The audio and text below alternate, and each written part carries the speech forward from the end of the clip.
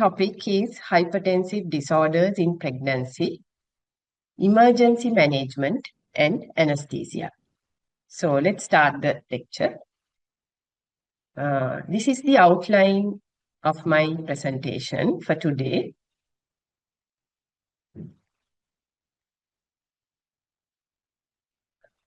So, hypertensive disorders in pregnancy, HDP, is a broader term to include these other conditions associated with this, which we are familiar with, which is pregnancy-induced hypertension. Now it is commonly referred to as gestational hypertension. Preeclampsia with severe symptoms, eclampsia and HELLP syndrome. So it is a collective term for all these that we call hypertensive disorders in pregnancy. Why should we learn this?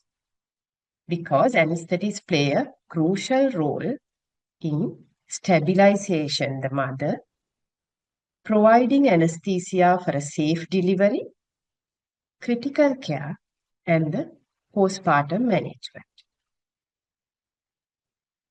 Let's see the epidemiology. The Sri Lankan data. 6 to 10% of pregnancies will account for this hypertensive disease of pregnancy. And preeclampsia will account for 2 to 5% of pregnancies. Severe preeclampsia and HELLP syndrome will be 1% of pregnancies. So, again, if we consider the maternal mortality ratio, it is 25 per 100,000 live births, and out of this, 15 to 20% contributes for this by our hypertensive disease in pregnancy. And also, one of the 3 direct causes of maternal mortality is this condition. So it is very important for us to know about the condition. The other 2 conditions out of the 3 are hemorrhage and sepsis. So, gestational hypertension, that is PIH as we commonly know. How do we diagnose? It is the onset of hypertension at or after 20 weeks of gestation. If the hypertension was diagnosed before this, it is called chronic hypertension. So, what is the value that we can diagnose? It is the systolic blood pressure of 140 or more, or diastolic blood pressure of 90 or more on 2 occasions 4 hours apart. So, either component is okay to diagnose this. If systolic blood pressure is very high, like more than 160 or diastole more than 110, we will not be waiting for 4 hours to confirm the diagnosis, but can confirm within 15 minutes after checking for another reading. So, it is advisable to use a liquid crystal sphygmomanometer to measure the blood pressure. But if it is not available, you should be using a validated and properly calibrated automated device to be used. Because if you diagnose with a wrong device, then that is not correct. So, what is pathogenesis of this condition?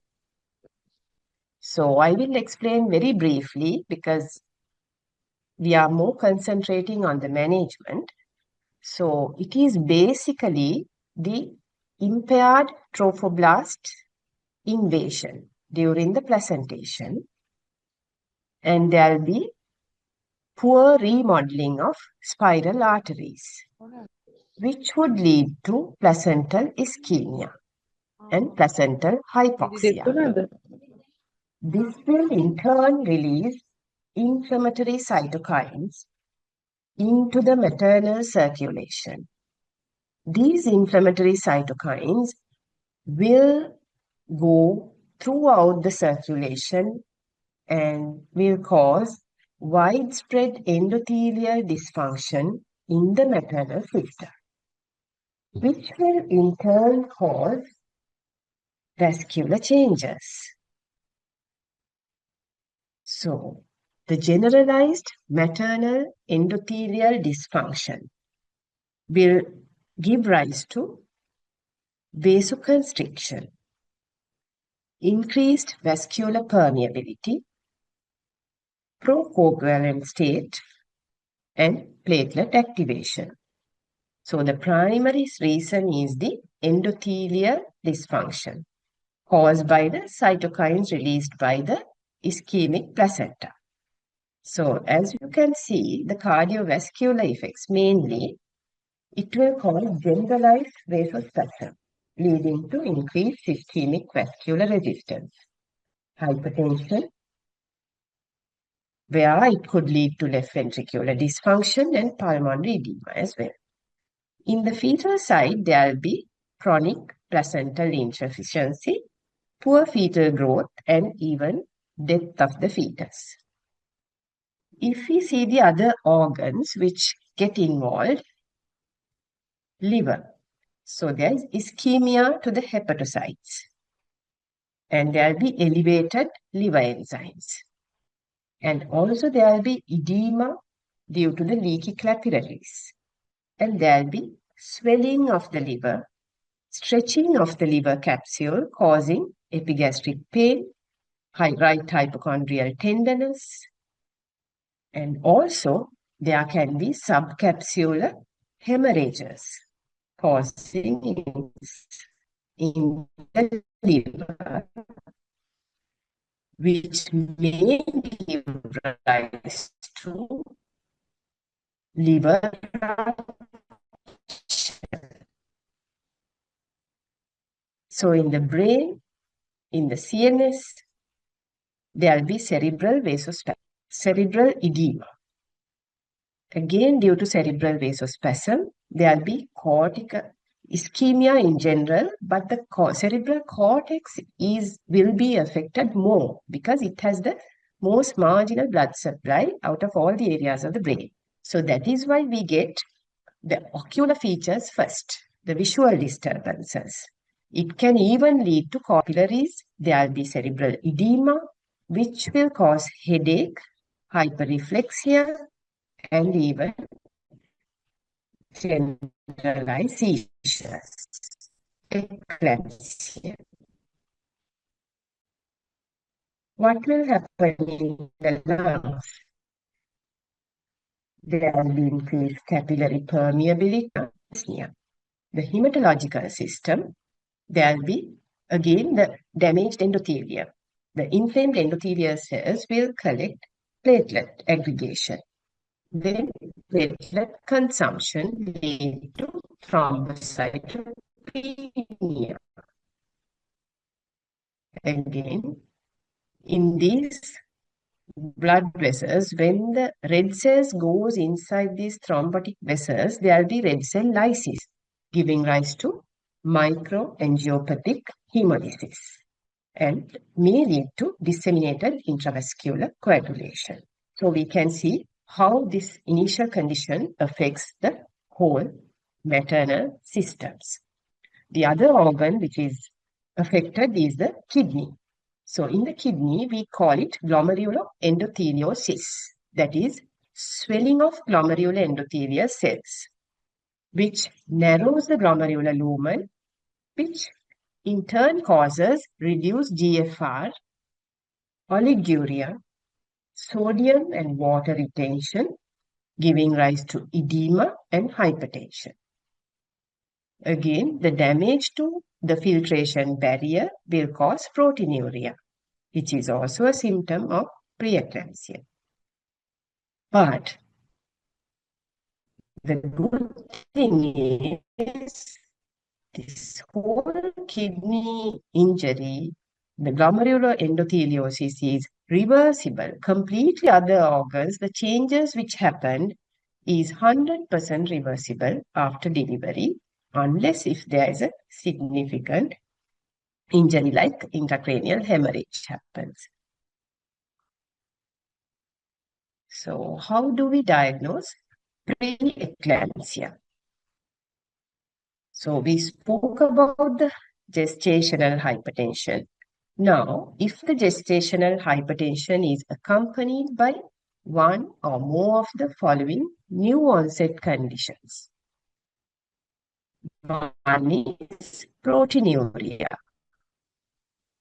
If there is gestational hypertension with proteinuria, we can diagnose preeclampsia. If gestation of these organ dysfunctions, any of the symptoms, then we can diagnose preeclampsia. So, if hypertension after 20 weeks accompanied with evidence of elevated liver enzymes, it is preeclampsia. If it is accompanied with visual disturbances, we can diagnose as preeclampsia. If hypertension associated with, again, neurological features, evidence of acute kidney injury, hematological, or uteroplacental dysfunction, then we can diagnose it as condition as preeclampsia. Now, what is the difference between preeclampsia and preeclampsia with severe features? Actually, you may not need to harp on the diagnosis of whether it is severe preeclampsia or non-severe, because invariably it may progress to the other in a short period. So we are not really bothered to have different features for severe preeclampsia other than preeclampsia. But why are we talking it as a different category? Because that is the indication for the urgency of treatment. The difference of the two is the urgency of treatment. So, for example, if the blood pressure is not controlled with 3 antihypertensives, if the blood pressure is more than 160, 110, then you can consider it as severe features. Again, all the organ dysfunction features which I mentioned in preeclampsia, if those features are progressively deteriorating, day by day or even within hours if started deteriorating, we categorize it as severe preeclampsia. Again, if the laboratory tests started to deteriorate very rapidly, like doubling of creatinine within a day or within 12 hours, doubling of liver enzymes, platelet goes down below 100,000, like this, the progression of the disease, faster the progress, then we consider it severe features. Then the treatment becomes urgent. So, preeclampsia with severe features. It is a life-threatening condition. Definitive treatment, and it is a medical emergency. Definitive treatment is delivery of the baby. But cesarean section is not the emergency, but the mother may die if not properly assessed and stabilized without delay. So, if there are very severe features, we don't rush to do the cesarean section, but first we need to stabilize the mother. Because what will happen if we don't stabilize? Without delay, mother can die of intracranial hemorrhage or going into acute left ventricular failure, pulmonary edema, or placental abruption, even hepatic rupture or PPH. So, again to remind you, this is one of the 3 major causes of maternal mortality. So, what is eclampsia? It is a generalized convulsion with symptoms of preeclampsia. So, Commonly it is said that the mother will have normal conscious level in between fits. But in another convulsion, which is not eclamptic, the patients are usually drowsy, post-ictal drowsiness is there. But this is not a very particular feature that we would look for. How we diagnose is a generalized convulsion in a maternal patient should be primarily diagnosed as eclampsia unless proven otherwise. You can't think of other causes.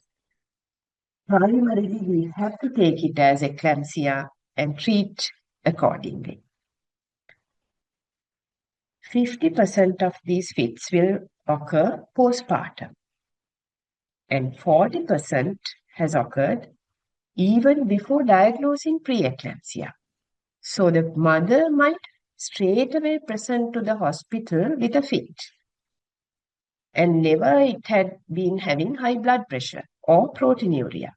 So even the absence of hypertension, we would diagnose eclampsia because it may only be revealed after the fit. HELP syndrome. So preeclampsia associated with, this is another subset of our hypertensive disease of pregnancy. HELP means hemolysis, elevated liver enzymes, and low platelets. How would we diagnose? If you do a blood picture, there will be evidence of microangiopathic hemolytic anemia, elevated LDH levels more than 600, and platelets less than 100,000, and liver enzymes double the normal value. These are the criteria that we would diagnose, confirm health. But we have to be absolutely cautious these days because dengue fever is very common in the community. So a mother in the third trimester might have these blood reports mimicking HELP syndrome, but it is best that you get a proper history, go into detail of the history and find out whether she has any evidence of dengue fever. History of fever. You can do the dengue NS1 antigen if there's a doubt, and we can do a bedside ultrasound scan to see whether there is leaking or gallbladder wall edema. And the C-section should be postponed until critical phase is over. We should never ever go ahead with a cesarean section if the mother is in critical phase, because there is extremely high mortality risk to the mother. There is recent evidence, some researchers say that HELP is a different entity because HELP syndrome has found to occur in the absence of hypertension and proteinuria. But we are not going to talk about it, but the initial management will be the same. So what is the treatment of hypertensive disease in pregnancy? There is no curative treatment except for delivery or termination of the baby. No drug is found to influence the progression. So when to deliver the baby, that is to be decided by a multidisciplinary team. What is our aim?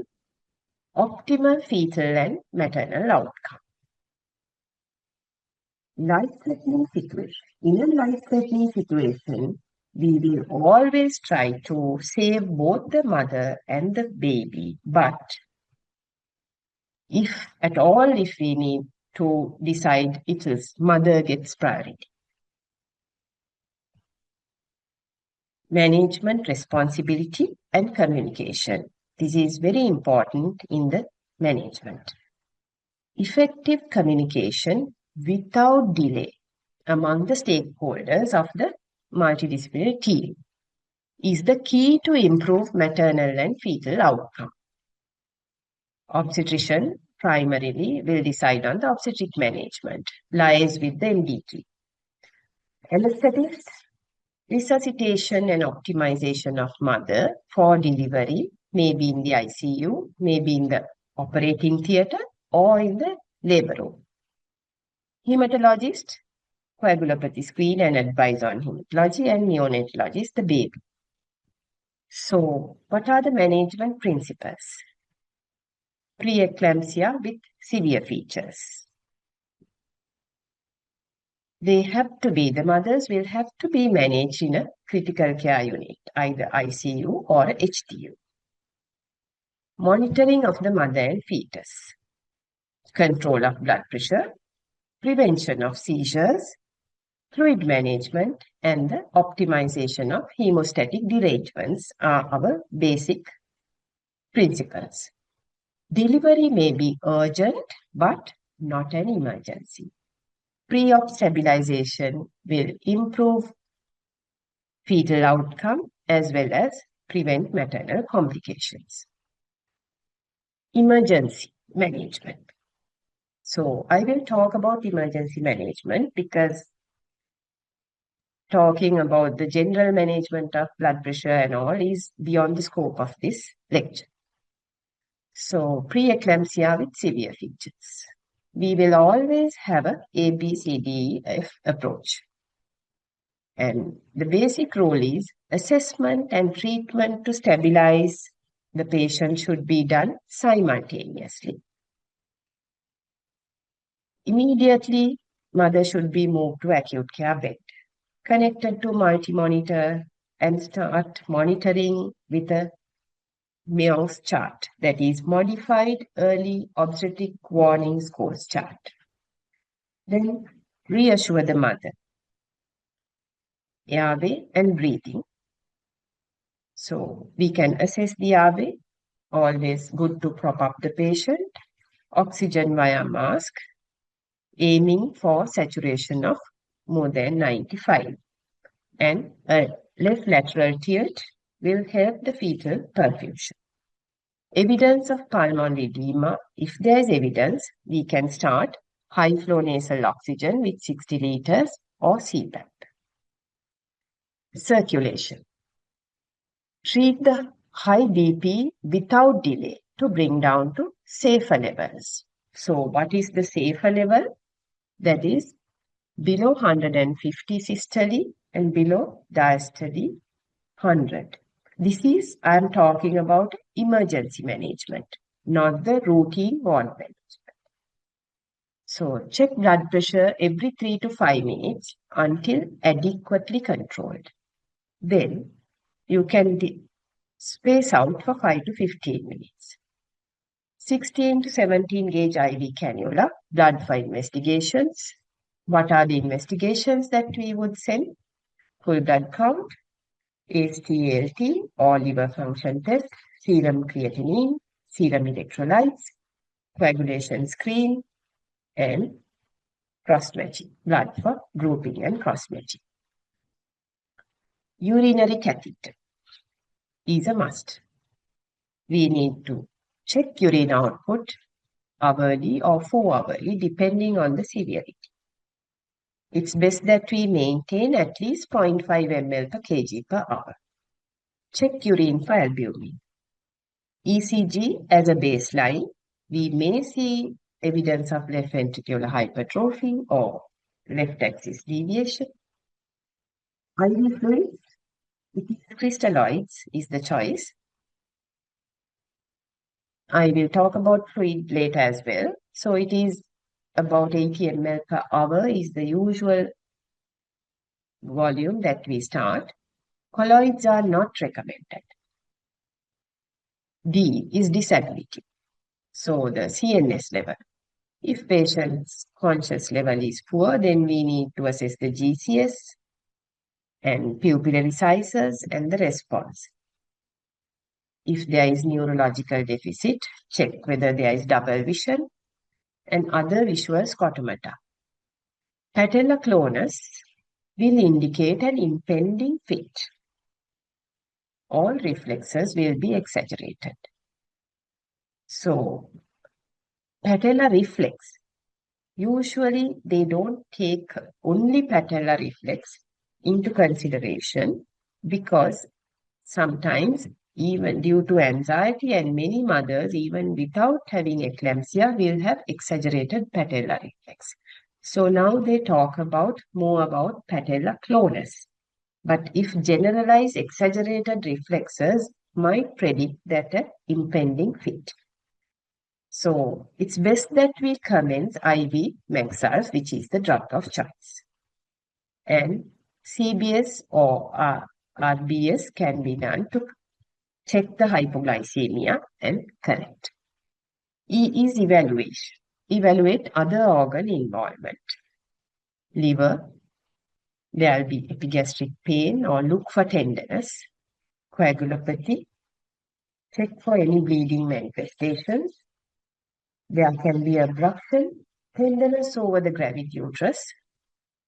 Renal, check for oliguria, concentrated urine, and look for the general appearance, the generalized edema. If there's generalized edema, it may predict airway edema as well. And again, F is fetal well-being. Fetal heartbeat, CTG, ultrasound scan, umbilical artery Doppler, all these will help in deciding the decision on timing of delivery. So, a word on fluid management, because fluid management is crucial in these patients. Why? We spoke about generalized vasoconstriction in these mothers. So, even if they are grossly edematous, having ankle edema, swollen face, there is intravascular depletion, which we should keep in mind. Why? Due to the endothelial leakage, capillary leakage, the fluid is leaked into the interstitial fluid. The intravascular volume is depleted. So, when volume is depleted, hypovolemic, there will be further vasoconstriction. Further vasoconstriction will cause further increase in hypertension. So it becomes a vicious cycle. So it is not that we should absolutely stop IV fluids if the patient is edematous. Sometimes you may evident that the blood pressure is coming down to a reasonable levels even with infusion of crystalloids, because then you correct the volume depletion, then the vascular reflex constriction relieved and the blood pressure comes down. But they may easily go into pulmonary edema. So we have to be giving fluid boluses very carefully. How can we check whether the patient is going into pulmonary edema or impending risk of going into pulmonary edema? One thing, we can check the lung bases, auscultate the lung bases for fine crepes, and the saturation. If a mother is maintaining saturation on air of more than 96 or 97, and there are no crepes on the lung bases, then you can carefully give fluid boluses to improve the urine output. Because thinking of fluid overload, if you compromise fluids, the problem is there will be pre-renal failure, where it will cause further damage, organ damage. And again, severe vasoconstriction would compromise the fetal perfusion as well. So, in order to improve the fetal perfusion, also you may need to give judicious fluid, IV fluids, in these patients. So, we may not be giving a lot of oral fluids because in no time that we might decide on a cesarean section. Colloids are not recommended because that might worsen the situation. So, emergency treatment of severe hypertension. So, if the blood pressures are alarmingly high, we have to get it down immediately. Why? To prevent occurring an ICH or going into acute left ventricular failure. So in an emergency, we will aim for systolic blood pressures less than 160, but more than 130. Diastolic less than 110 and more than 90. Why? That much of high blood pressures, if we dramatically drop to about 120/80, what will happen? It will immediately compromise the fetal perfusion. Then there will be fetal distress. And again, the maternal organs are now used to this high blood pressure for a certain time period. If you suddenly detect it and if you suddenly drop it, that will again cause maternal organ hypoperfusion and organ dysfunction, which will lead to the end organ damage. So, we will be mindful not to drop it dramatically, but to maintain at a reasonable safe level. So, what are the drugs? In the emergency treatment, to drop the blood pressure, we always talk about IV drugs because we need to get it down to a safer level rapidly. Oral drugs may be considered in the initial management if the BP is not so high. So, what are the oral drugs? It is labetalol, can be given as 200 milligram, 8 to 12 hourly. Nifedipine slow release preparation, 20 milligram, 12 hours. But this oral drug dose will take at least 30 minutes to effect. So sometimes we may give an oral tablet, but to get the rapid reduction, we might have to give a bolus of IV. So what are the drugs recommended? First line is IV labetalol or IV hydralazine. Second line will be IV labetalol plus hydralazine both. Third line is GTN, that is when maximum doses of the above are reached. That means extremely high, that is resistant hypertension.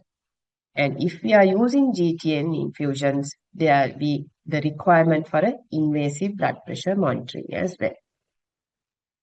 So, how are we going to use labetalol?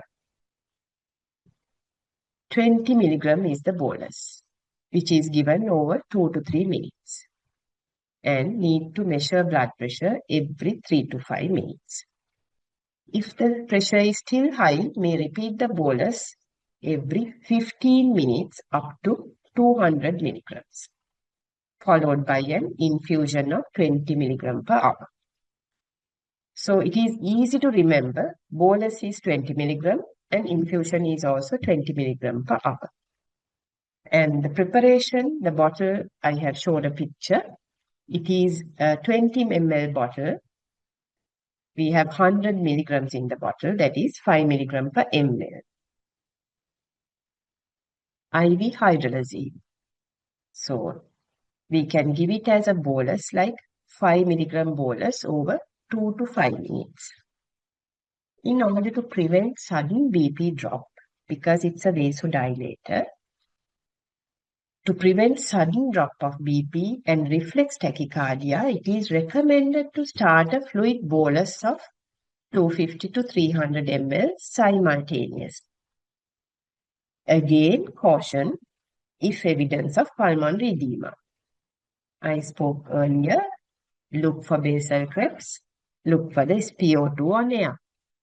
So now, you give the bolus starting the infusion so that there won't be a dramatic drop in blood pressure. Then repeat the bolus after 15 minutes if still high. And after the second bolus, it is recommended to start an infusion if you need, that is 2 to 18 milligram per hour. Ideally, should use a syringe pump, that is 20, you can put one vial, 20 milligram in 20 mils. And again, you can use, if there is no syringe pump available, you can put 40 milligrams in 500 normal saline And you may titrate according to the blood pressure using a burette set as well. They may reduce the rate. Initially, you can start with a higher rate and reduce it once reasonable control achieved. Third line is GTN. This is the drug of choice if there is evidence of pulmonary edema due to resistant hypertension. Recommended to start early in that condition. Always as an infusion, 0.5 mics to 5 mics per kg per minute.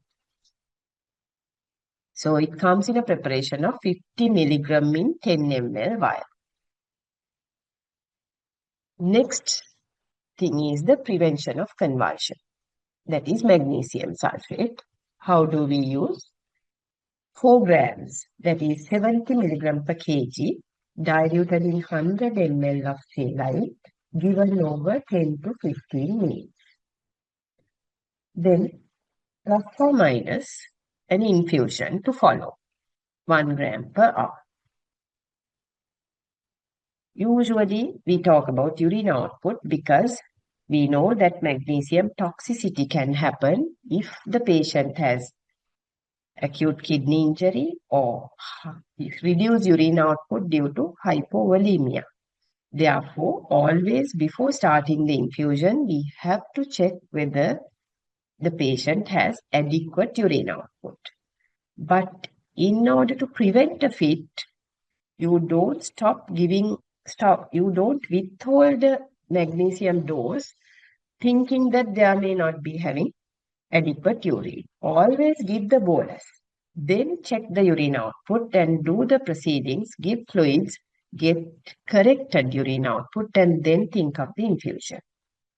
So what is the therapeutic range is 2 to 4 millimoles per liter. Are there any contraindications to MedSurf? If there is already established severe acute kidney injury, yes. Myasthenia gravis and liver failure.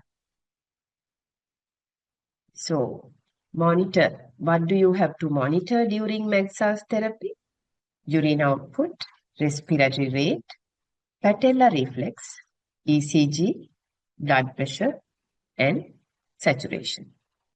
So, observe for slurred speech and muscle weakness. That will indicate a little bit of whether she is going for overdose. The recommendation is to give the bolus of MedSurf as soon as the diagnosis of preeclampsia with severe features is made.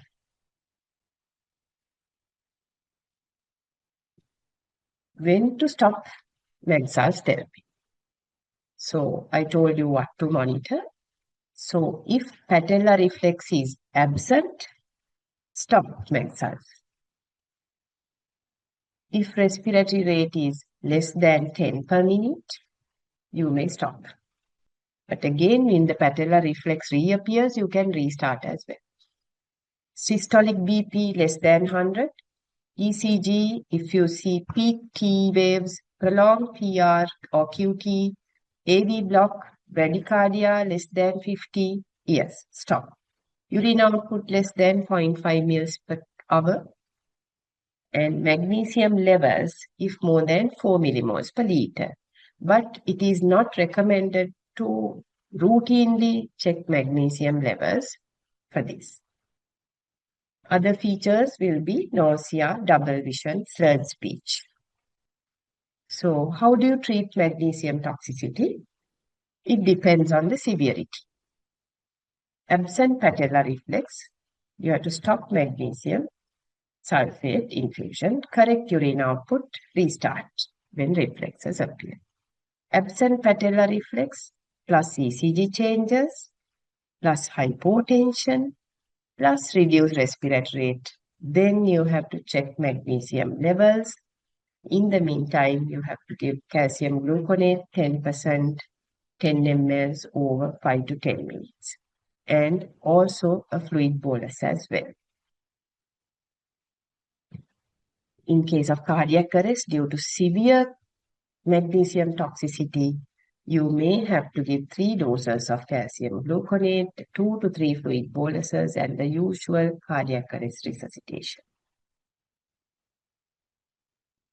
So, a word on management of eclampsia. It is the same as management of any generalized seizure, except for the magnesium, and call and notify the obstetric as an obstetric emergency. Turn the patient left lateral position and ensure safety of the mother and also the fetal perfusion. Establish a clear, adequate airway and administer oxygen via face mask. Magnesium treatment, 4 gram bolus. If recurrent fits, you may give a further 2 gram bolus as well. Control of blood pressure where required, initial fluid management, and continue monitoring. Do not use diazepam, midazolam, or phenytoin. You may consider CT scan if clinically indicated to exclude cerebral hemorrhage. Labor analgesia in hypertensive disease. So, epidural analgesia is the choice. If coagulation screen is negative and platelet count is more than 80,000. Benefits: it will prevent the hypertensive response to pain, control of BP by sympathetic blockade. Indwelling catheter will help us to give bolus doses in instrumental delivery or in cesarean section. But is there any contraindications for epidural? Rapidly deteriorating coagulation or evidence of DIC. In that case, what are the options? Pethidine, the opioids can be used. A full blood count and coagulation screen done within 4 to 6 hours is a must in all cases with severe preeclampsia. And we will require within 2 hours if we have seen dramatic deterioration in the last 2 reports. Next is the anesthesia for C-section. Subarachnoid block is the safest technique.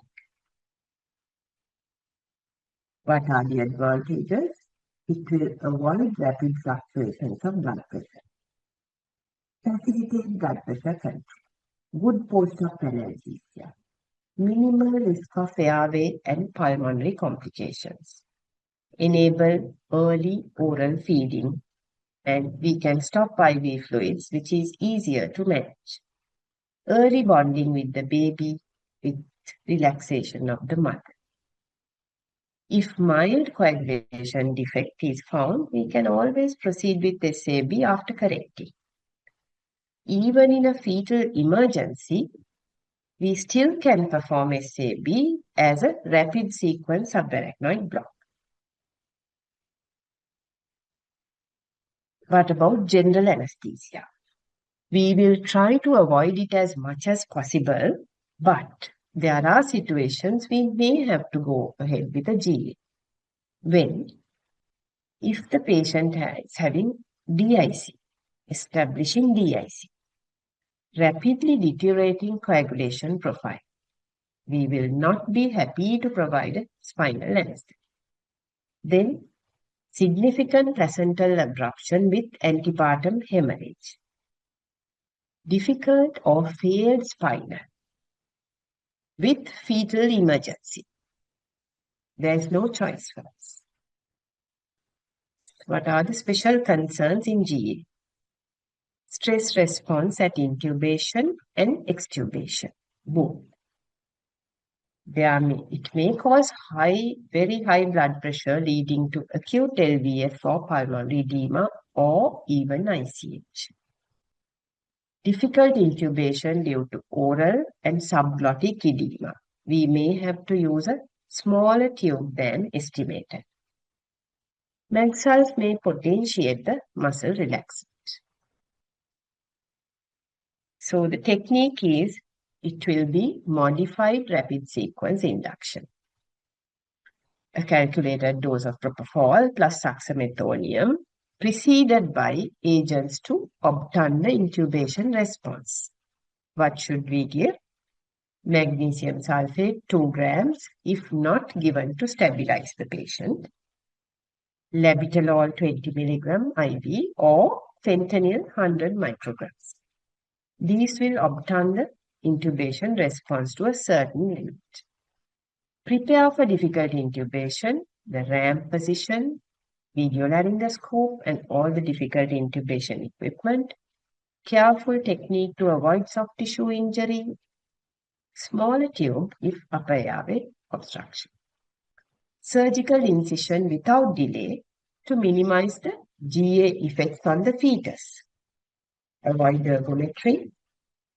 And you may need to repeat the boluses of the above drugs if there is a significant extubation response occurs.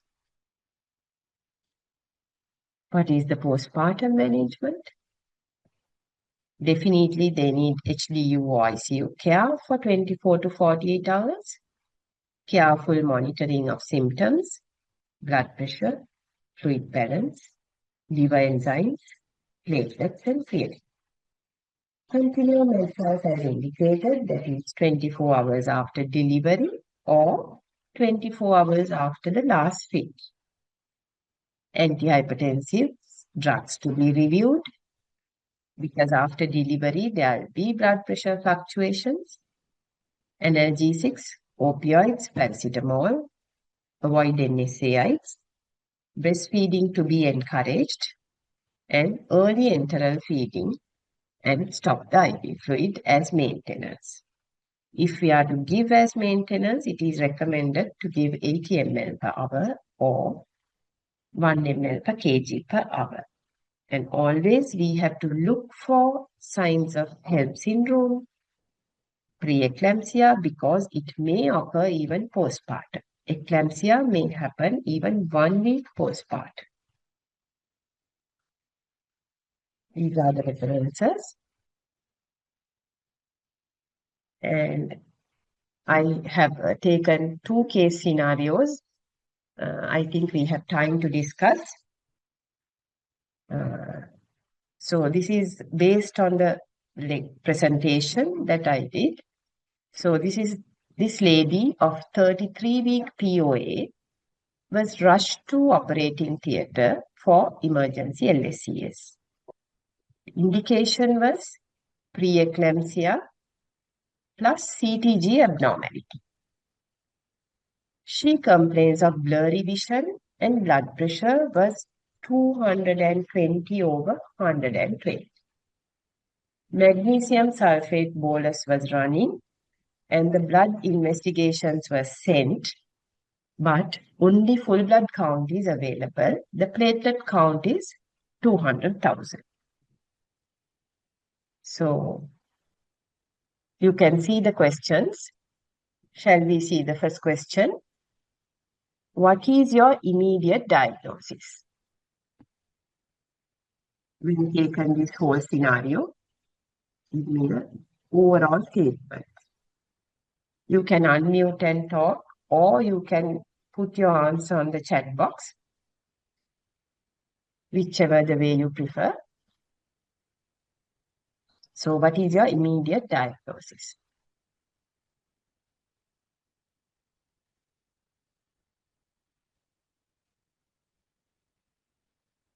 Can anyone say?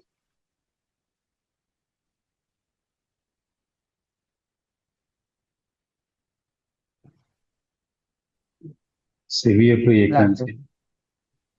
Yes, very good. It is severe preeclampsia with extremely high blood pressure, plus there is a fetal urgency as well. So it's a combination. Severe preeclampsia with extremely high blood pressure along with a fetal urgency. She has come to us to the operating room for fetal. So what are the initial steps in your management on this lady?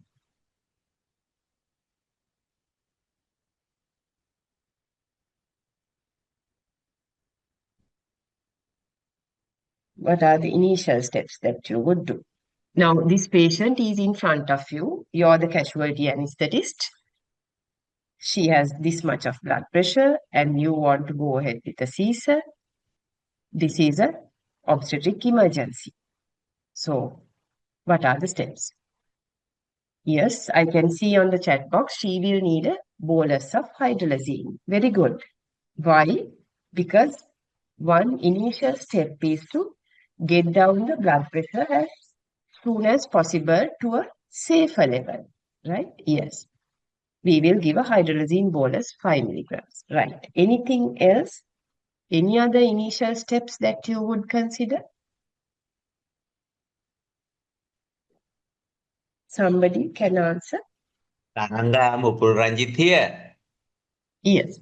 Actually, what I Mupul. would do first of all is for this patient is turn the patient to left lateral position and give magnesium sulfate, and thereafter only and I would give hydrazine bolus. Yeah. Thank you, Paul. Yes, for reminding. Yes. So I was going to get the answers and then sort of summarize it. Anyway, that's exactly correct because we need to think of the fetal urgency as well. So turn left lateral because at any moment she might throw a fit, or left lateral means it will improve the fetal circulation as well.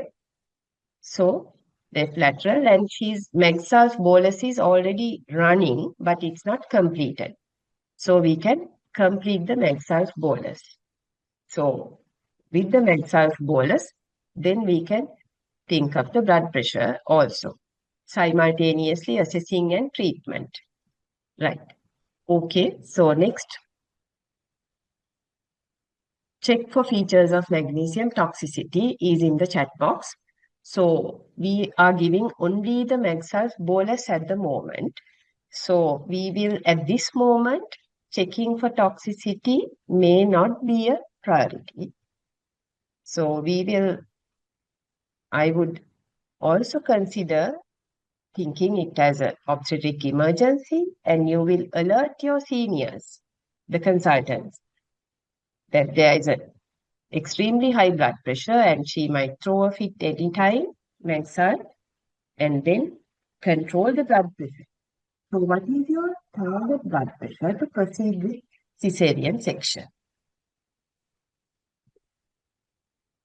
What do you think to what level that you may reduce the blood pressure?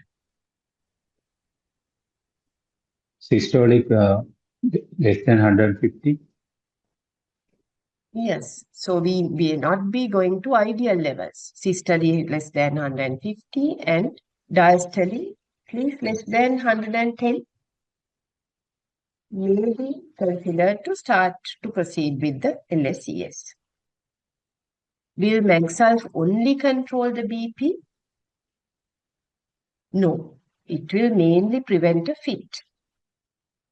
So, what other investigations would you need to give a subarachnoid block? Because this patient, we have only received full blood count at the moment. The platelet count is reassuring, that is 200,000. And there is a CTG abnormality.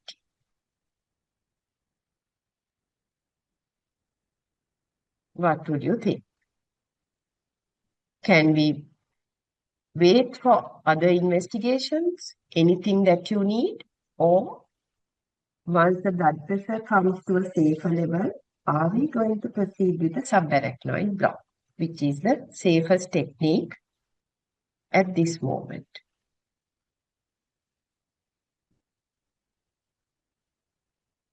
Clotting profile. Chat box says, yeah. Yeah.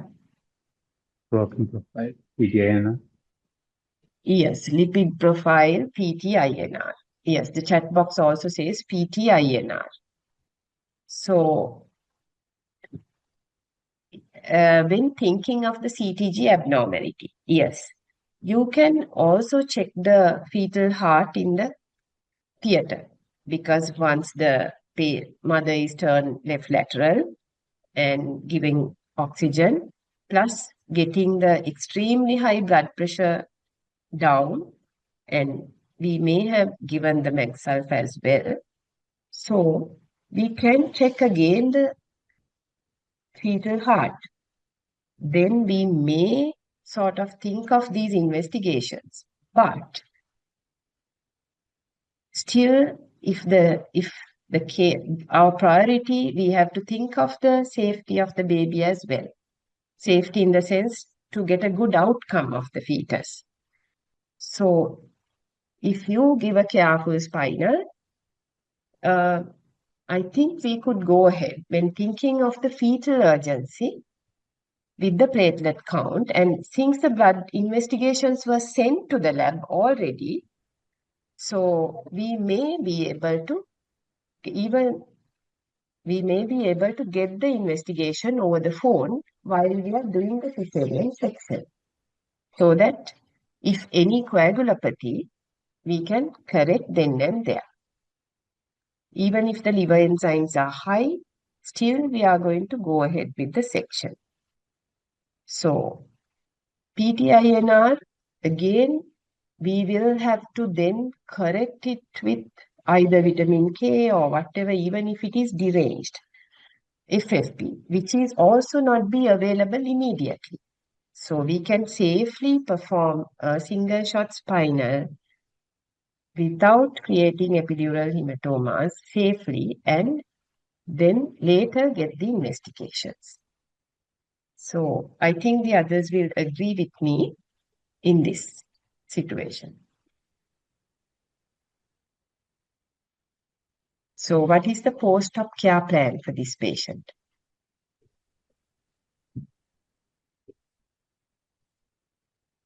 So again, we spoke about it.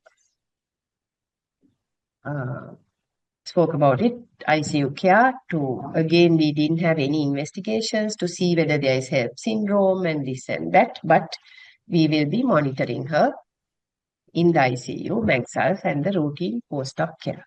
I can see in the chat box, they have asked investigations to rule out HELP syndrome. So at this moment, we are not going to think of HELP because we have a platelet count of 200,000. So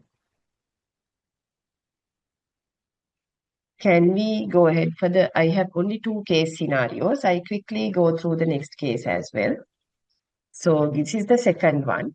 This is 26-year-old lady having a POA of 36 weeks, brought to operating theatre for emergency LSCS. Indication is fetal bradycardia following an eclamptic fit in the ward. When you see the patient, she is grossly obese and there is generalized edema as well. Magnesium sulfate infusion is running following the bolus. Bolus was given in the ward, fit is controlled, and Maxalf infusion 1 gram per hour is running now. The latest investigations were done 6 hours before are normal, except for urine albumin of 3+.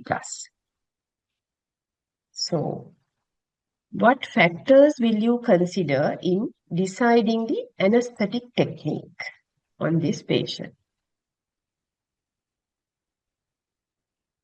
What are the factors you will sort of take into consideration in deciding the anesthetic technique? And what is your plan A? Yeah. Severe fetal distress and eclampsia fits. Yes, there is fetal distress, there is fetal bradycardia, and the mother has had a fit and now it is settled somewhat. We don't know whether she'll get another fit, but she's on the Maxalf infusion.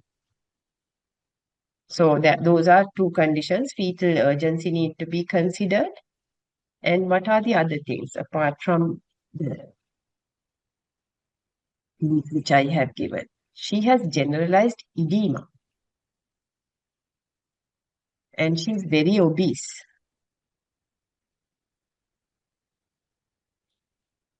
We may need to know whether she's cooperative enough, whether she will cooperate enough for a spinal anesthetic. Then she's obese, gross edema, whether there will be any technical difficulties in performing my spinal anesthetic. And in that case, what is my other option? In case if I fail, in case if it becomes difficult, what is my plan B? So, what is your plan A?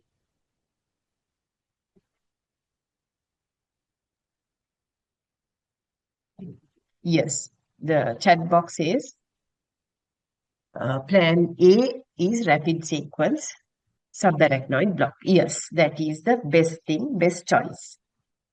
If we can perform it without any difficulty. But as you know, sometimes grossly obese patients and with significant edema, and particularly after a fit, she may not be very cooperative as well. So there may be difficulties. Okay, if it is possible, we'll go ahead with the subarachnoid block, rapid sequence. But in case if I fail subarachnoid block, how many attempts are you going to try? And how long are you going to spend attempting a spinal anesthetic? Okay, plan A is rapid sequence SAB. The chat box says plan B is modified rapid sequence induction. Yes. Okay, the plan A and B is, I think, clear. Everybody will agree. Those are the two plans. But what are your concerns on going for the plan B in this patient?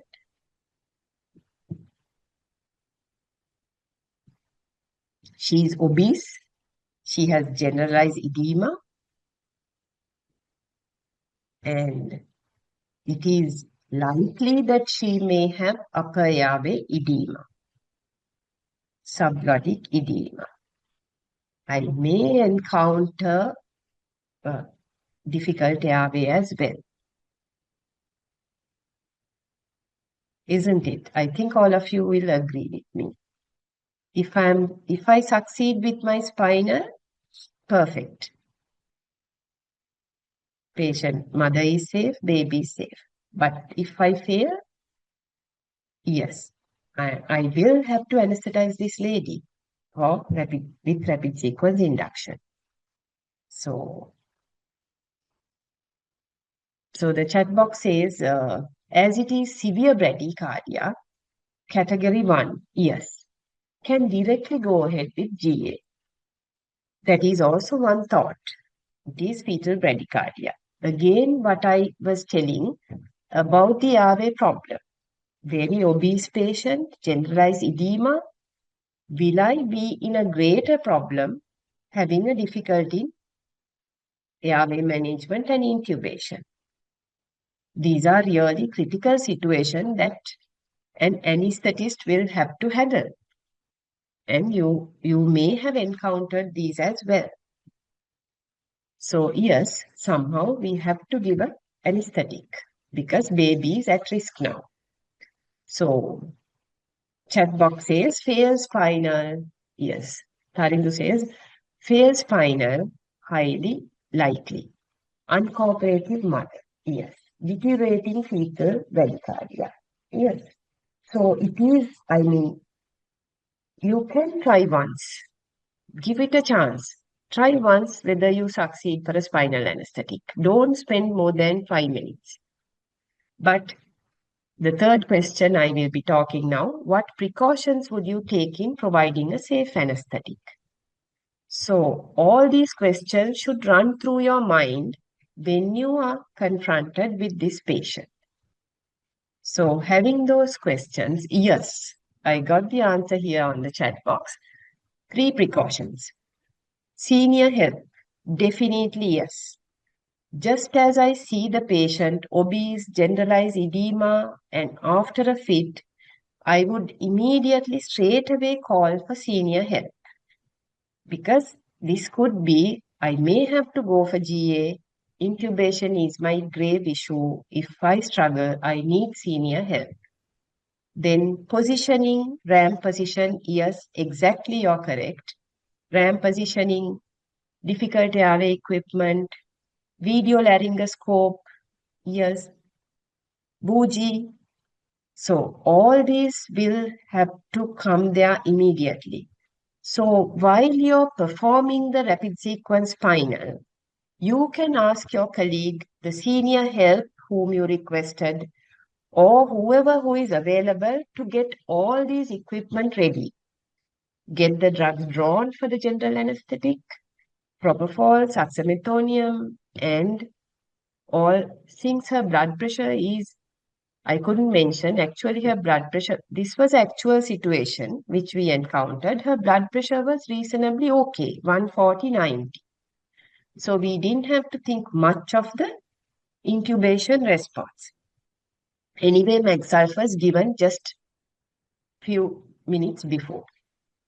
So that is the main concerns, to provide a safe anesthetic, difficult intubation readiness, senior help, and having everything ready while you're performing the rapid sequence final. If you succeed, you go ahead.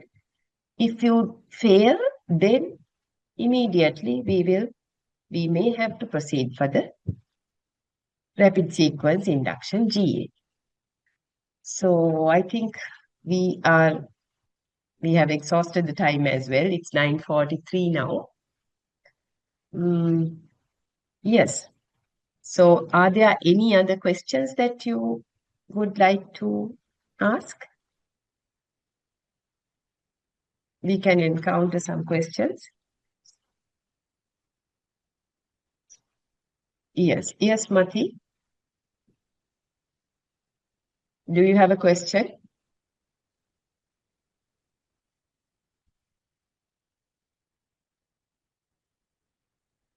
No, Any madam. question? Right.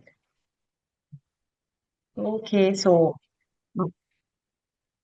there's a question on the chat box. Madam, in a rare situation like myasthenia gravis, is it patient with preeclampsia? What to give instead of Magsulf? Actually, it is a question that I may not be able to answer. Can I ask on the expert audience who is here, Dr. Upul Ranjit? Would you be able to answer this? Actually, I also don't have answer to that question. Yeah, no, this I don't it's a know whether Dr. Ramani contraindication. Pallimulla is there in the audience, no? But today she's not there. Her Ah. father's Thanksgiving. Right. Yes, I don't know why, how we should, yes. I think if it is, depending on the severity of myasthenia gravis, could we sort of consider, or there, I think, although they said it's a contraindication, we couldn't find any literature to sort of elaborate on that. And Taranga, now the first case scenario, actually now the PO is 33 weeks that coming with fetal distress. Yes. So actually we have similar, cases, similar experiences. Even in about 2 months back also we had one patient where, after putting the patient to left lateral position and giving oxygen and bringing the blood pressure down, so fetal distress disappears. And 33 weeks of POA, actually we transferred the patient back to the ICU, and patient was brought from the ward, and we transferred the patient back to the ICU and then delivered the patient baby next day morning after 2 doses of dexamethasone also. And so it is actually well known that when you control blood pressure and put left lateral and give oxygen, Sometimes, no, it is not like any other, the fetal distress due to any other reason where you have to Yes, deliver. yes. Here it is But here, different in preeclampsia and so true. eclampsia. When you Yes, control blood pressure and the placental perfusion improves and fetal distress disappears. So the exactly. second case Yes. is 36 weeks. Then anyway, no point waiting anymore. But even then, better not to risk the mother's life to deliver a sick baby here also. So therefore, again, you can, put left lateral and give oxygen in this case as well. But you said the blood pressure is under reasonably controlled in this case. Yes. Yeah. So, so this case also even sometime with oxygen and left lateral position, so it might improve. Fetal bradycardia might, At least yes, the junior most get down some senior help. senior health. Yeah. Yes, yes. If not, then That's true. they have to go ahead with that, even without senior help. Yeah, So that yes. is my view That about is these two cases. exactly, yes. I also agree, Mukul, that actually it's a very valid point that that is, should be included in the take-home message as well. So, turning the patient to left lateral position and giving oxygen and rechecking the fetal distress, fetal heart, or even with a CTG. So, it might improve until the circumstances are more favorable to the mother and the fetus. So that is a good decision making at that point. Actually, you So can do it when the patient enter into the theater, if they have not done already. yes, So then until the patient is taken to the theater table, right? yes, yes. In the recovery or in the trolley, Yeah, we can do it. Yes, yes. yes, yes. So very likely they haven't done it in the ward. They always rush to the theater most of the time, thinking that this is a surgical emergency. So that's a good point. So we can try this and convince that the baby is okay. Should we wait for some more if the maturity till we get a bit more mature and to complete the DEXA? Yes, that's a good point. Thank you.